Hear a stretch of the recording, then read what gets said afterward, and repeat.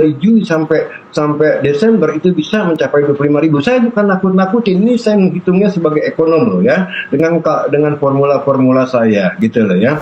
Hitungannya sangat sederhana. Kalau dari Financial Channel itu yield obligasi pemerintah kita dan pemerintah Amerika itu tidak menarik untuk dolar masuk ke Indonesia karena gapnya sangat besar sekali. Misalkan kalau umpamanya Treasury yield 10 tahun di Amerika 4,5%, kita untuk mengeluarkan obligasi dolar yang similar dengan 10-year Treasury itu pasti 2,5% on the top of 4,5% karena rating kita sekitar 2,5 notch di bawah rating Amerika yang double A, kita triple B.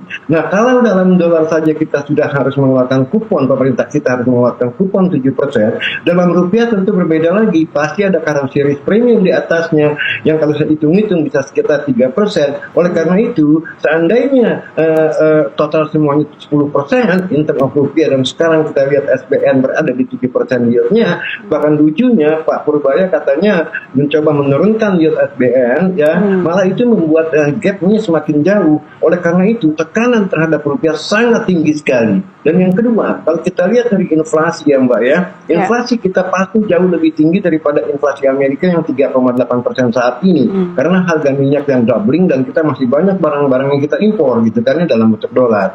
Nah, oleh karena itu dari real effective exchange rate pun tekanan terhadap rupiah ini masih sangat tinggi sekali.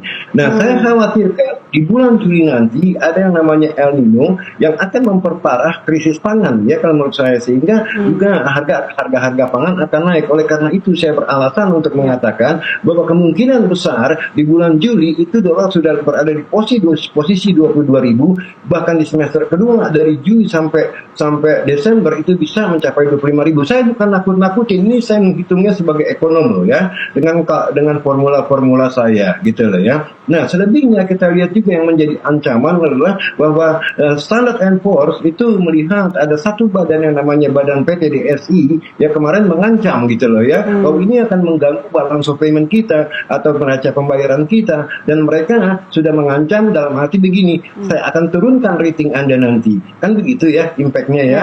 Nah, kalau itu terjadi, bukan tidak mungkin tekanan terhadap rupiah semakin tinggi karena risk premium di atas itu pasti lebih tinggi. Itu hitung-hitungan saya Mbak, saya bukan nakut-nakutin, saya sebagai ekonom tidak punya kepentingan untuk berpihak A atau berpihak B.